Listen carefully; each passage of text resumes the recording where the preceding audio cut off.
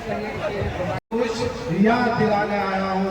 हम उस विरासत से आते हैं जिसने सम्राट अशोक जैसे महान शासक को जन्म दिया और जिन्होंने सिर्फ तलवारों से नहीं बल्कि अपने विचारों और अपने न्याय से इस देश का नेतृत्व किया। सम्राट अशोक ने युद्ध की बजाय समाज और धर्म के रास्ते को अपनाया और एक सच्चे राजनेता की तरह लोगों के दिलों में एक अमिट छाप छोड़ी। और मैं ऐसा मानता हूँ और मुझे ऐसा लगता है कि आज हमारे समाज को भी एक ऐसे ही नेतृत्व की जरूरत है जो तलवार की बजाय कलम से और संघर्ष की बजाय विचारों से अपने समाज का नेतृत्व करे, मार्गदर्शन करे। और आपका भाई ऐसे ही मार्गदर्शन के लिए अपने समाज के लिए आप लोगों के लिए तैयार है। साथियों, आज मैं आप लोगों को बताना चाहता हूं, आज आप लोगों को सुनाना चाहता हूं कि मैंने आखिर राजनीति में आने का निर्णय क्यों लिया। वैसे तो मेरे दादाजी और मेरे परिवार राजनीति में रहे हैं। मेरे दादाजी ना सिर्फ एक राजनेता थे बल्कि एक स्वतंत्रता सेनानी और एक सामाजिक कार्यकर्ता भी थे। उन्होंने लगभग 25 वर्षों तक एक सफल मुखिया और एक सफल प्रमुख के रूप में लोगों की सेवा की। लोगों की मदद करना और लोगों की सेवा करना मेरे परिवार के खून में है। मैंने बचपन से अपने परिवार के लोगों को जनता की सेवा करते देखा है और यही वजह है कि पिछले 5 सालों से मैं भी समाज का सेवा कर रहा हूँ, खासकर शिक्षा के क्षेत्र में। असल में मैं ऐसा मानता हूँ और मुझे ऐसा लगता है कि किसी भी समाज को मजबूत करना हो तो शिक्षा का मजबूत होना बहुत ही जरूरी है। शिक्षा समाज की नींव होती है और जो समाज शिक्षित होता है उसे तरक्की करने से कोई नहीं रोक सकता है। शिक्षा वह ताकत है जो समाज को बदल सकती है और उसे सशक्त बना सकती है। इसलिए पिछले 5 सालों से मैं समाज के लिए शिक्षा के ऊपर काम कर रहा हूँ ताकि आने वाले समय में हमारा समाज एक मजबूत समाज बन सके और एक सशक्त समाज बन सके।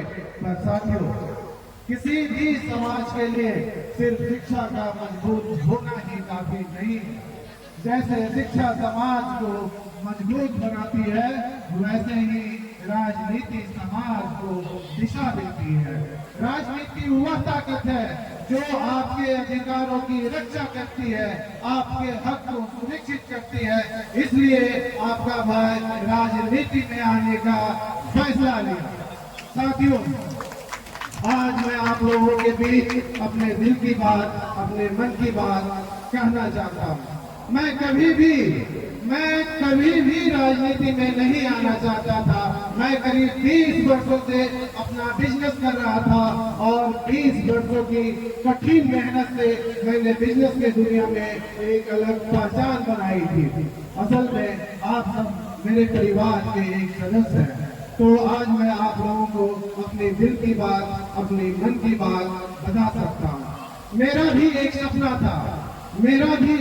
था कि मैं भी इस देश का एक बड़ा बिजनेसमैन बनूं और इस देश के लोग मुझे भी टाटा, बिरला और अंबानी के जैसे याद रखें।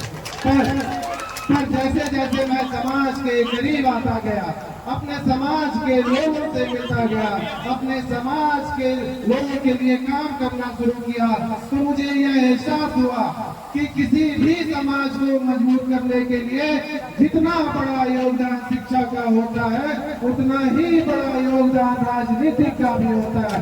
तो जहाँ मेरे जैसे पढ़े लिखे युवा अपने समाज को मजबूत करने के लिए शिक्षा के ऊपर काम कर रहा है, वही मेरे जैसे पढ़े लिखे युवा अपने समाज को मजबूत करने के लिए राजनीति के लिए भी काम क्यों न करें। साथियों, आज जितने भी लोग यहाँ पे बैठे हुए हैं, मैं आप लोगों से एक सवाल पूछता हूँ, क्या मेरे जैसे पढ़े लिखे युवा को राजनीति में आनी चाहिए या नहीं? आनी चाहिए या नहीं? आप लोगों का जवाब हाँ या ना? आप लोगों का जवाब इतनी जोर से सुनाई देनी चाहिए ताकि पूरे देश के हर कोने में आपकी आप लोगों का जो भी फैसला होगा, आप लोगों का जो भी निर्णय होगा, वो हमेशा मेरे सर माथे पर होगा।